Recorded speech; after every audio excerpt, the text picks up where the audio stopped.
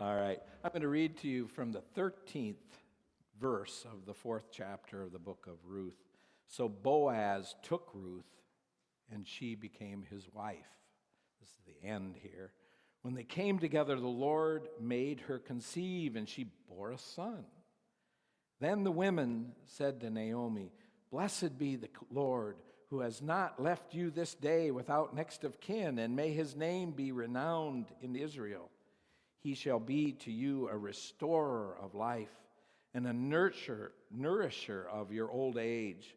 For your daughter-in-law who loves you, who is more than 7 sons, has borne him."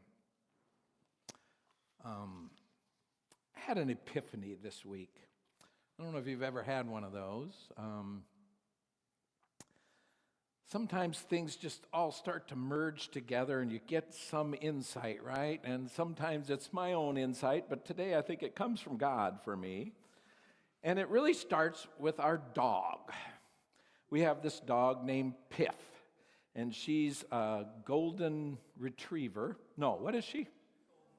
Golden doodle, right? And I think we have a picture of her here, me walking with Piff somewhere there. Oh, yeah. Oh, this is a video when we first got Piff. So let's watch this just a little bit. Since you were playful with me, you just like kids, don't you? You like Emerson. I like yes, what I you put do. Look what I put in our kennel. Oh, her toy. She's eating her hair. Oh, she biting my goat. She's trying to get you. Anyway, that's good enough there. We'll stop there. And so it was a great day. And the reason we named her Epiphany, or Piff, was we got her on January 6th. So we got her the day of Epiphany. And so we named her Epiphany. But Piff is an interesting dog. She is very loving, but she's also an attention grabber.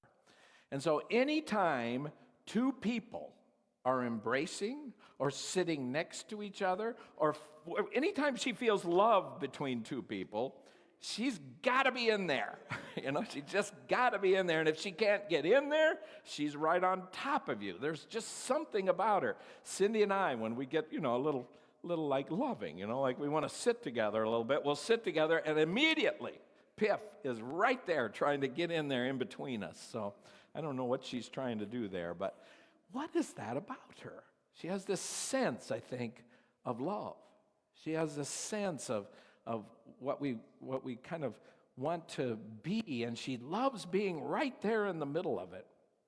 This week, I am preparing to do a wedding in our church, not here, but it will be in somebody's home. And I got to thinking about the blessing of a wedding we almost always give. And we have this image of God in a blessing where God's up above this couple and just kind of laying a blanket of love over us, right? And so we ask God to bless this couple and bless them with, goodness and mercy and grace and love and forgiveness. All those things we ask God to kind of just, protect them, right? Hover over them and protect. And I got to thinking about this a little bit. Is that really how God works? Right? Is that really how God blesses us? Then, as I was listening to the election and getting through that and the days after, I came across a song called Hidden Hallelujah by Christopher Grundy, and I wanted to sing it for church, but Cassie took one look at it and she said, "Dad, that's too depressing. We can't do that."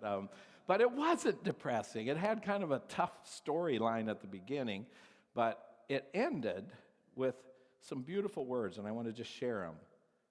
They're both reaching for the music, the faintest whisper of that kingdom come.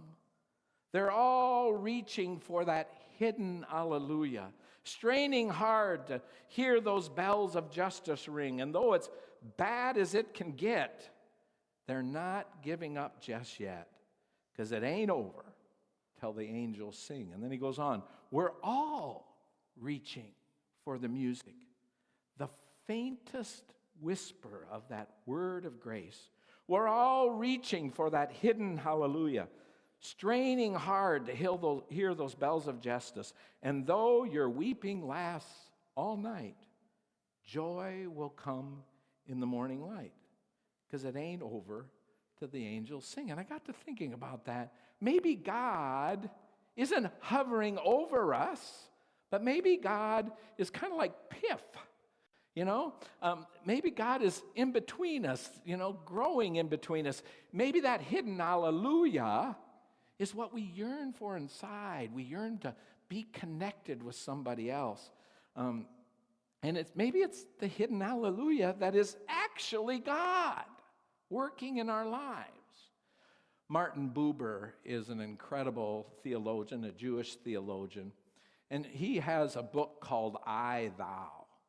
And he says there are too many of us that live in a world where we have relationship with others that is I, it, right?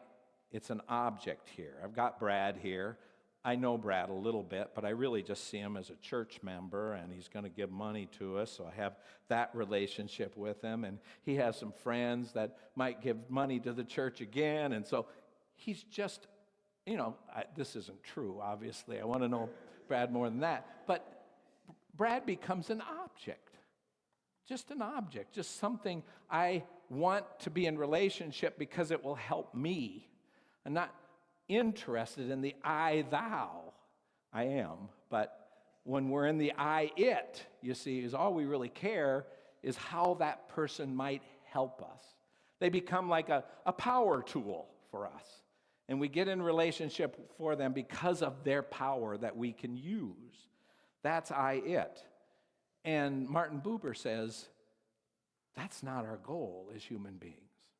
Our goal as human beings is to have an I, thou relationship, a real authentic give and take between two people. And then he goes on to say, the sacredness of life is not in one person or the other person, but what's in between them when they have an I, thou relationship, when they're loving to each other. God, he says, isn't something we can possess, but only something we can share with someone else. That grace, that love. It's what's in between us. Again, I think Piff kind of knows that, right? Piff's pretty wise here. And then as I was searching through the internet, trying to find some hope after the election, I came across Albert Camus, who is a wonderful philosopher, French philosopher. And I think we have that clip. Do we have, not the clip, but that quote from him? Yes, not sure I can read it. So he writes this in his book, The Stranger. He said, in the midst of hate, I found there was within me an invincible love. In the midst of tears, I found there was within me an invincible smile. In the midst of whatever that chaos, I found there was within me an invincible calm. I realized through it all that in the midst of winter, I found there was within me an invincible summer. And that makes me happy, for it says that no matter how hard the world pushes against us, within me there's something stronger, something better, pushing right back. That, in my understanding, is God. God within us, God Emmanuel, pushing back when we're getting pushed down. That's God rising up in our midst. And I wonder sometimes if we shouldn't point that out in a wedding more, right? Where is God? Not hovering over us, but God is right there in the midst of us. And if we can learn to listen to that hidden hallelujah, if we can learn to listen to that voice underneath all the negativity, we can rise as well. So maybe God isn't that giant genie up above us who protects us from harm. This is me actually speaking now. But instead, an inward love that resides between us when we choose to love each other, when we choose not to treat each other like objects that we can use and dispose of. But instead, God is what is between us when we treat people with love and respect. Maybe Barton Buber is right when he says that during those precious moments when we encounter another as a thou, we are learning what it means to encounter God, the eternal thou. So now, how does this change us? How does this change us as human beings if we start thinking about God in between us? As we start thinking about God as that hidden alleluia that we just have to listen for, that will help us rise above some of the struggles we have in life, how does that change how things go? Our choir today is singing the beautiful song, North. And the words to this, I think, are in your bulletin, and we printed it for a reason. But we were talking about this in choir because we kind of struggled a little bit with, there's a line in this that gives us a right to call it home. And we wondered, here we are getting close to Thanksgiving and Native Americans and their indigenous rights to their home, and sometimes how we have taken that right away from them. That was this song trying to be, us white folks saying we have a right to this place and you don't. But we realized, I think, as we listen to this song again, that it really isn't about that at all. It's about every human being having a right to call whatever place they are at home. That every human being has a right to have a home. And that brings me to Ruth and Naomi and Boaz in this story. As I'm circular here, hang with me. Did you notice in the scriptures, they never once described their house.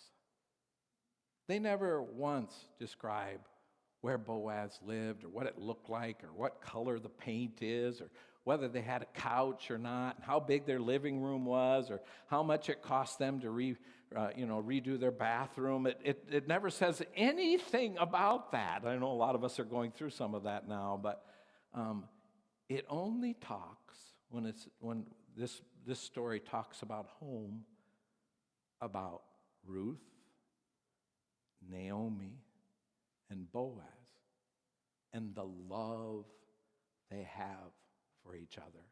It's that love that makes their place a home. And again, how does that make us different? Well, could we be a place in this world today? We're struggling with the I-it relationship, right? We have people in this world now that are looking at us. We'll look at Republicans, for instance, maybe. If you're a Democrat and you'll say, that's a Republican, that's just an it over there, and I'm going to put a bigger gap in it right now. Or if I'm a Republican, I'm going to look at a Democrat and say, oh, well, it's one of those guys over there. I'm not going to go over and talk to them. So we get this I-it relationship, right? And you can look at it differently too. Men, women, you could do the same thing. Or teenagers and senior citizens. You could go this route all the way. But here, what would happen if this place was a place where we really understood where God resides and we worked hard at the I-thou relationship? And we plan right here in this day to day, I'm going to come into this church and I'm going to see every human being here as someone who deserves place, as somebody who deserves home. And I can be a part of that. So I hope today, as we listen to this song, that we may dedicate ourselves to home. And all the people said,